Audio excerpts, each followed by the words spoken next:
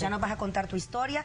Sonia Sestoni, doctora, bienvenida. Gracias. Y por supuesto su esposo también hoy nos acompaña, don Benjamín. Es un placer recibirlo en casa. Gracias, María. A mí lo que más me gusta de esto es que viene un ejemplo de alguien muy jovencita. Gracias, y viene un ejemplo de una señora que tuvo cáncer cuando estaba joven, pero su esposo está aquí con ella. Y eso es lo que hace salir adelante. Ya nos vas a contar tú también quién fue tu apoyo. Bueno, empezamos contigo. ¿Qué pasó? ¿Por qué a los 28 años, cuando cualquiera diría, estoy súper bien, a mí no me pasa esto, no necesito, estoy muy joven? Contanos cuál fue tu experiencia. Bueno, yo tenía en ese momento 4 años de casado. Me hice una autoevaluación y así fue como nosotros detectamos. En mi casa, pues ni mi familia ni nadie teníamos antecedentes, ¿verdad?, de cáncer.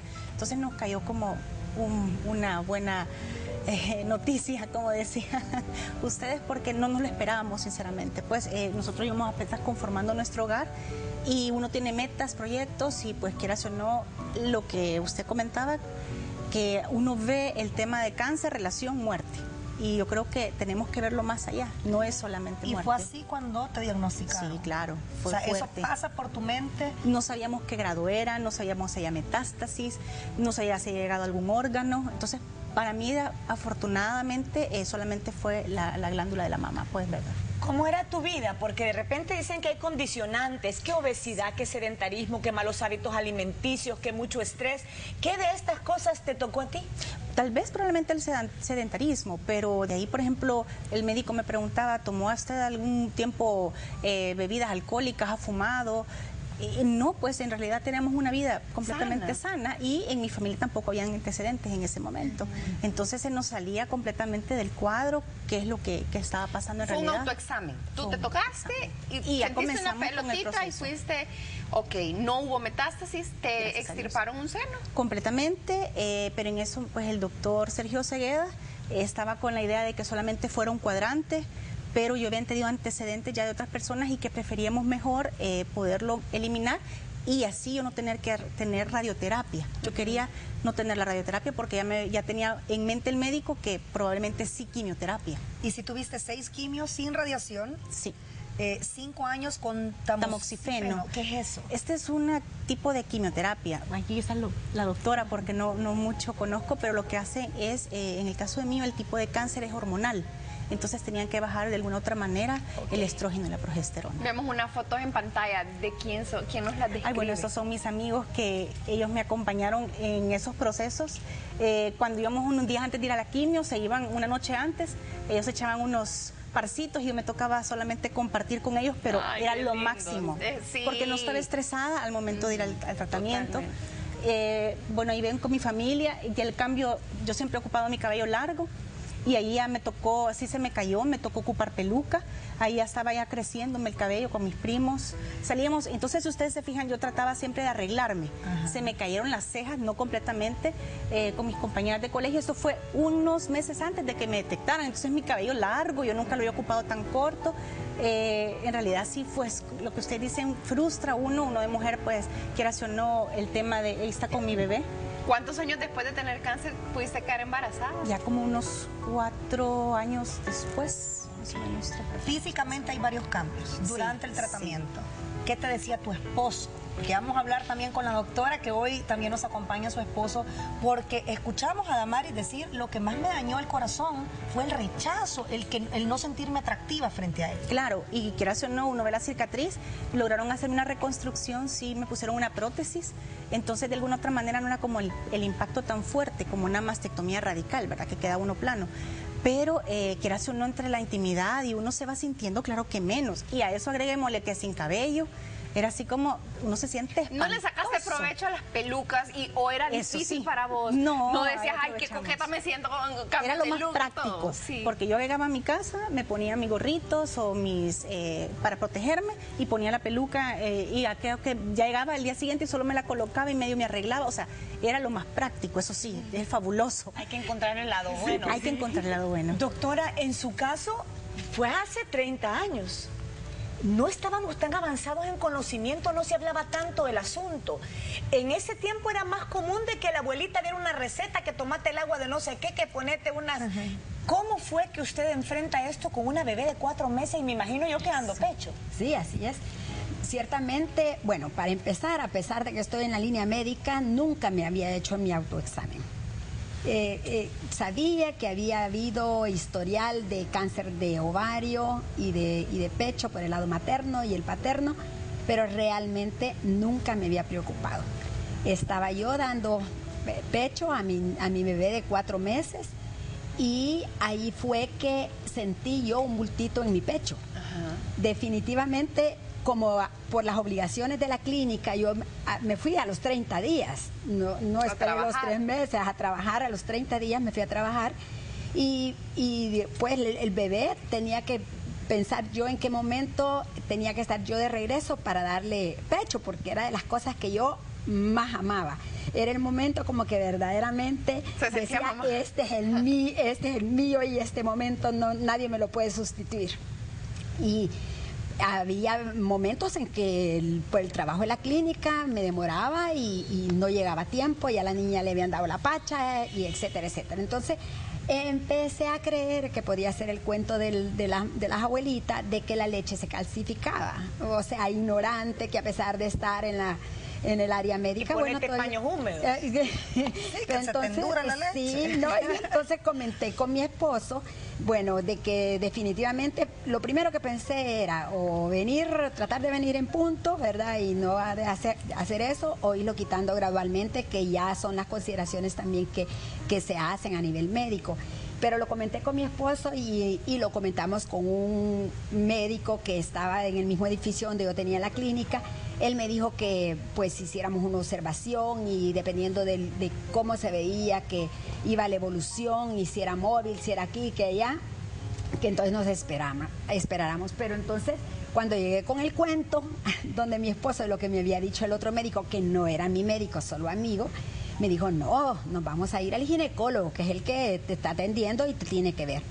Y afortunadamente, desde el momento que llegué a ver al ginecólogo, el ginecólogo, por el sitio donde estaba el pequeño bultito que me había sentido, dijo que no, que definitivamente había que tomar el mamograma, había que hacer la ultra, y en el mismo día decidieron que también había que hacer la biopsia. Yo he sido un poco como...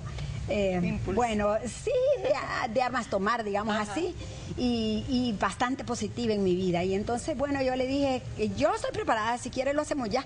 Y entonces me dijo, no, usted tiene que venir en ayunas y aquí y allá. Bueno, lo hicimos al día siguiente.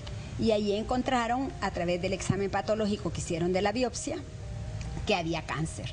Entonces ahí empezó un poco, digamos que la tarea de todos los médicos, porque por estar yo amamantando a mi hija y todo, y la edad que en ese entonces tenía 32 años, definitivamente era un caso así como bien extraño. Y entonces hubo como una reunión de como 10 médicos para decidir qué es lo que se iba a hacer. Y definitivamente ellos dijeron, mastectomía radical modificada significa quitar todo el pecho, quitar todos los ganglios, ¿verdad? Y ni modo. Eso significa que si usted no hubiese dado pecho, no se puede dar pecho definitivamente con esa, si usted tenía otros hijos, con esa, bueno, no le podía dar pecho. No lo hice con el que me quitaron, pero con el siguiente sí, porque increíble. Incluso yo después tuve 2 hijos más. ¿Y le dio pecho? Le di pecho a los 2 más. Esto lo agarró desprevenidos. Sí. Usted como esposo, escuchó el caso de Damaris, por ejemplo. Yo no sé si en ese tiempo inmediatamente se hacía una reconstrucción o si quedaba... No. O no si la quedaba hacían. La mutilación. Sí, no la hacían. Me imagino que el apoyo suyo fue algo sumamente importante para que ella se sintiera bella todo momento. Bueno, sí, realmente el impacto fue... Nosotros teníamos 10 años de novios y 2 años de casados. Obviamente el impacto fue grande, pero total, había que hacerlo, como usted decía en los comentarios. Es una parte, dijéramos, sí es importante para la mujer y también para el hombre, ver a su esposa pues formada, pero también es de las cosas que se pueden sustituir, obviamente. Mi esposa también tiene la especialidad de prótesis, sabe lo que es una prótesis en el cuerpo humano, y eso pues permitió que lo pasáramos con mayor tranquilidad. Los médicos sí eran de la opinión de que decía que había que ser radical. Ellos ponían un ejemplo allá en el hospital en Houston, Decía, mire, esto es como una papa. Si usted le quita el pedacito, la papa se pone negra. Quítele el pedazo y eso se arregla. Y entonces pues tomamos la decisión conjuntamente con los médicos de que tenía que hacer una operación radical. ¿Qué tanto sufre usted? ¿Qué tanto sufre la familia? Porque siempre que hay un caso de esto nos enfocamos a quien está pasando la enfermedad. Se le busca ayuda a ellos, tratándolos de hacer sentir bien, pero también el peso de las personas que están alrededor, que se sienten un poco responsables de su pareja. ¿Cómo lo sufrió usted? Bueno, también yo creo que hay que tener madurez como para entender que esa es la persona que Dios le dio a uno para el matrimonio y hay que aceptarla como es. Claro, lastimarla, pues también, ¿verdad? Como decía también ella, el hecho de perder el cabello, porque mi esposa tuvo hasta la segunda operación, al segundo diagnóstico, se le dio quimioterapia y nos preparamos pues para el hecho mismo de perder el cabello, las consecuencias médicas que eso trae, el tratamiento y toda la cuestión. Para la segunda parte, ya la niña tenía uso de razón y ya entendía que su mami tenía cáncer, porque ahí vemos una personita con el... si alguien tenía miedo en ese momento, es una niña que ya entiende. Sí, definitivamente así fue, ¿verdad? Más o menos maduro, pero también lo impactante fue el segundo cáncer. Ya nosotros pues estábamos... Y cuando ya le da el segundo cáncer, ya estaban los 3 hijos. Y entonces pues les dijimos, miren, vengan para acá, su mamá tiene esto, esto y esto.